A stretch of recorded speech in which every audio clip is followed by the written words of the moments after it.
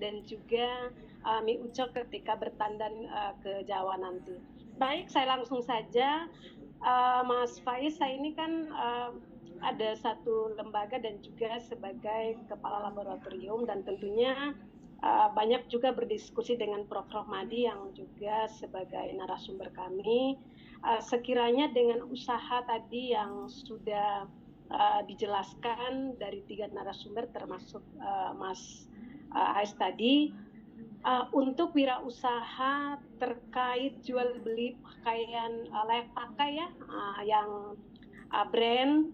Nah, itu untuk tips yang jitu itu untuk mendapatkannya apakah hanya melalui medsos atau punya link, atau ketika saya bermitra dengan Mas Ais itu apa yang harus saya lakukan, seperti itu. Ya, butuh tips-tipsnya aja gitu ya dari dari Mas Ais, sehingga saya juga bisa, misalnya ada mahasiswa yang bisa dipekerjakan sehingga mereka tidak kesulitan secara finansial, atau membekali mereka bagaimana berwirausaha itu tanpa menggunakan modal yang banyak, tetapi hanya dengan komunikasi, membangun jaringan. Seperti tadi Mas Ais hanya menyuplai, tetapi mereka yang punya misalnya medsos, kemudian mereka yang memasarkannya. Demikian dari saya, terima kasih. Dan saya kembalikan kepada Prof. Rohmadi. Terima kasih Bu Ulin, terima kasih. Luar biasa ini. Ini jadi nanti akan membuka ruang kolaborasi dengan Mas Ais juga, karena saya kira nanti Mas Ais akhirnya punya cabang di 38 provinsi. Wih, keren sekali. Top Markotop, luar biasa. Baik, yang kedua tadi saya undang, tadi siapa ya? Pak Ali Mursidi. Pak Ali Mursidi Akbara. Wah, ini Pak Ali Mursidi. Oh, ini Ali Mursidi. Wah, ini adik saya ini. Wah, just gandos katas-katas ini. Ayo Mas Ali, silakan. Baik, terima kasih Prof. Rohmadi waktunya. Selamat siang, Assalamualaikum teman-teman semuanya seluruh Indonesia, mudah-mudahan sehat, semangat, dan luar biasa. Terima kasih untuk waktunya. Satu pertanyaan buat Mas Ais yang paparannya sangat luar biasa. Kebetulan di Politeknik Akbara itu ada salah satu prodi bisnis digital, Mas Ais. Nah, ini tentunya sangat relevan dengan eranya sekarang yang serba digital. Nah, satu pertanyaan, bagaimana membangun kepercayaan ya.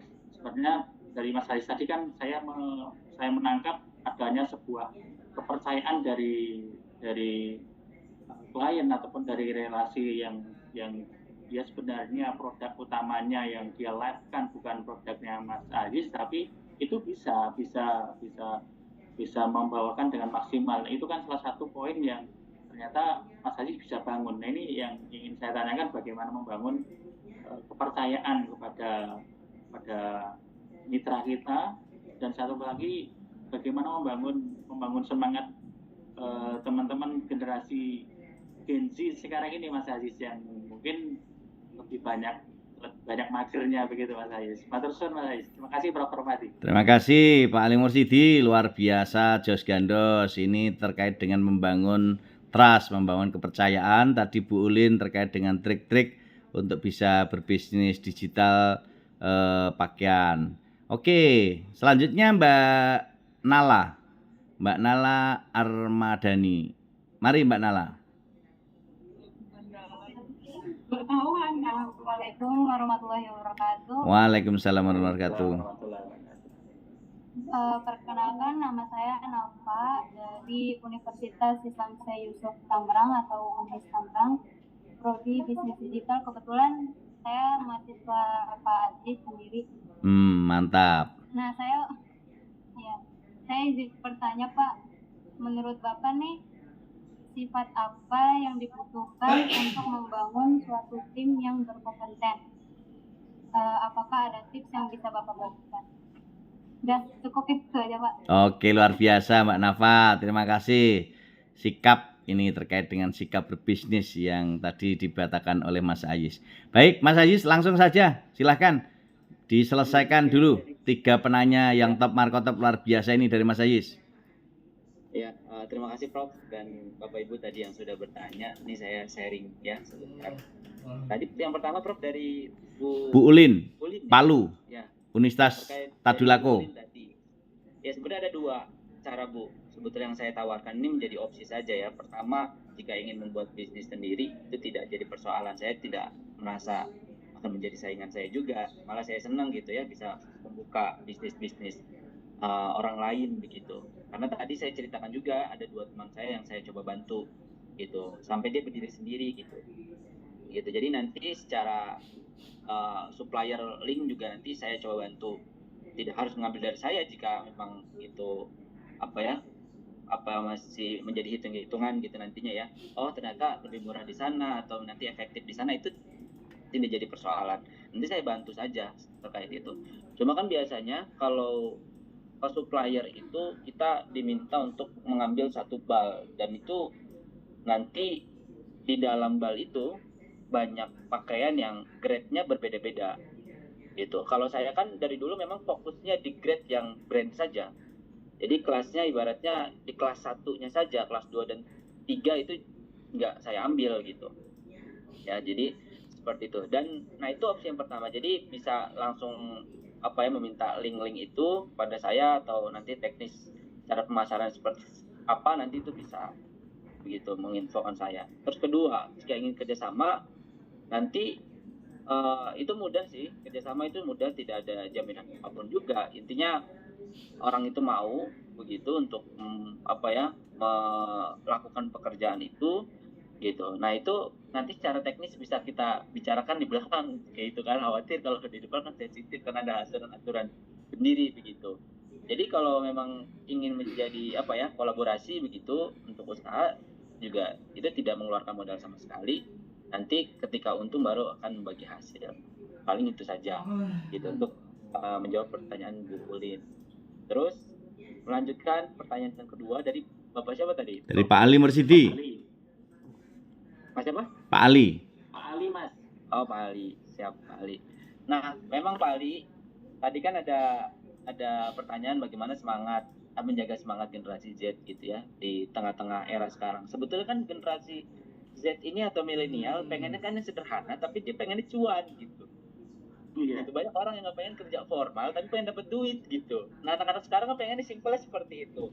Nah kenapa saya membuka sistem seperti tadi? Saya itu punya studio Mas. Saya punya studio khusus, itu studio untuk live, dan juga stok juga di sana semua di display. Nah karena saya tahu ketika saya harus mempekerjakan orang dan harus datang langsung ke toko, itu membutuhkan waktu, materi dan lain-lain. Akhirnya saya mempermudah dengan apa? Menyuplai barang-barang saya ke tempat mereka. Jadi kita bisa COD, atau kalau yang dekat tuh bisa langsung ke rumahnya.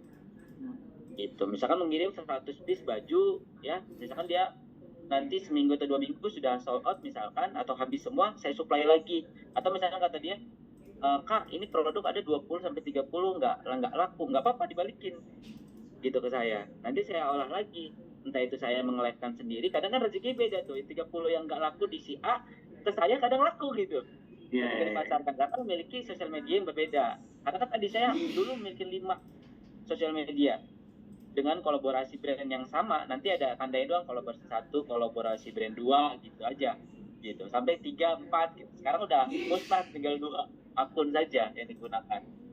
Nah adapun orang yang saya kasih kebebasan, jadi dia tidak menggunakan nama kolaborasi brand. Misalkan contoh, ini kan namanya Pak Ali misalkan, Freelove Ali misalkan gitu loh. Ada orang yang menjual, jadi membranding nama sendiri itu tidak apa-apa, berjualan saja, yang paling terpenting kan kita bagi hasilnya. Jadi saya tidak mempersulit orang untuk terikat kepada saya. Ini ikatannya tadi, kita sama-sama membagi untung saja, ketemunya di sana. Jadi orientasinya ya keuntungan, terserah mau membangun usaha sendiri dengan nama dia, mau menggunakan akun dia, itu saya berikan kebebasan. Dan untuk waktu live itu dibebaskan juga, semakin semangat dia live, semakin banyak juga pembagian hasilnya. Nah jadi seperti itu, untuk jamnya juga dibebaskan, untuk harinya dibebaskan. Intinya saya menyuplai kebutuhan dia mau apa aja. Kak aku butuh 200 baju, kita siapkan.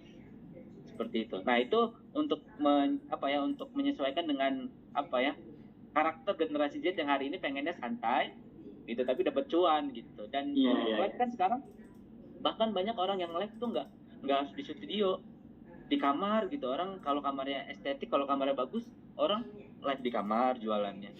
Banyak juga sekarang cici koko-koko gitu, orang-orang Chinese itu jualan thrift juga kalau kita lihat fenomenanya. Dan itu sangat luar biasa.